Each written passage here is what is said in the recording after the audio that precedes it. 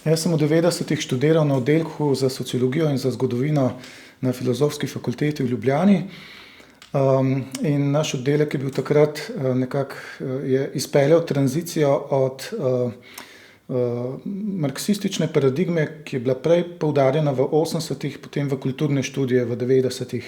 In tisto, kar je meni tu manjkalo, pa tega takrat še nisem se zavedal, pravzaprav pa znal artikulirati, je bila politična teorija. In to politično teorijo sem odkril prek Vlaste Jalovšič in Tončija Kuzmaniča, in sicer ena moja izkušnja je bila ta, da sta ponudila na našem oddelku en izbirni predmet o postsocializmu. Tja sem se prijavil, ker to se mi je zdelo zanimivo, pa nas je bilo premalo prijavljenih, kar tudi nekaj pove o študentski klimi. In potem so nas preusmerili v njun drugi predmet, kjer smo se pokvarjali s Hannah Arendt in Karlom Schmittom, in to je bilo zame vse zelo novo.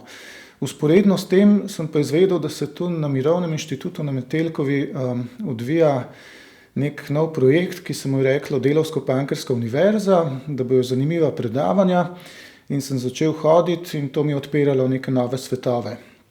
In potem smo v nekem trenutku, nas je skupina študentov iz različnih programov rekla Tončiju, da bi pa mi radi kaj Marxa brali, ker na fakultetah tega ni bilo več. Takrat v 90-ih in je Tonči rekel, ok, ni problema, bom jaz poklical Darkota, Božidarja Debenjaka, in nam je res pripeljal vrhunskega marksologa in smo tu začeli prebirati Marksove tekste in to nam je spet odpiralo neke horizonte. Predvsem pa ta izkušnja diskusij s študenti filozofije, politologije in tako naprej, ki so izhajali iz različnih paradigem. Ta pluralnost intelektualna, to je bilo nekaj, s čemer sem jaz pridobil tu v tem okolju bistveno več kot na samem študiju na fakulteti.